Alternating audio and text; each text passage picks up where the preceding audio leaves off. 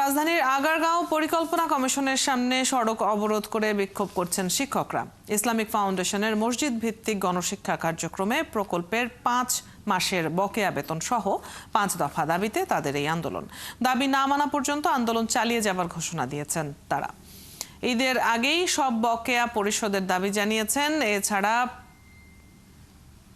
প্রকল্পে তৃতীয় থেকে সপ্তম পর্যায় পর্যন্ত কর্মীদের রাজস্ব খাতভুক্ত করারও দাবি তাদের।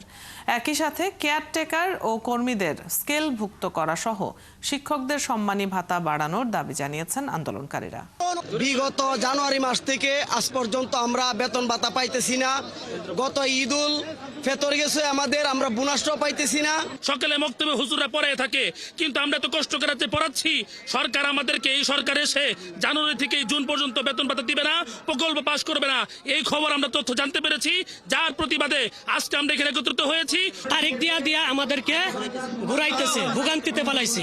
এই হিসাবে আজকে 5 মাস চলে যাচ্ছে, আমাদের প্রকল্প এখনো পরিপূর্ণ পাশ হয় নাই এবং আমাদের বেতন ভাতাও দেয় নাই এবং ঈদের বোনাসও দেয় নাই।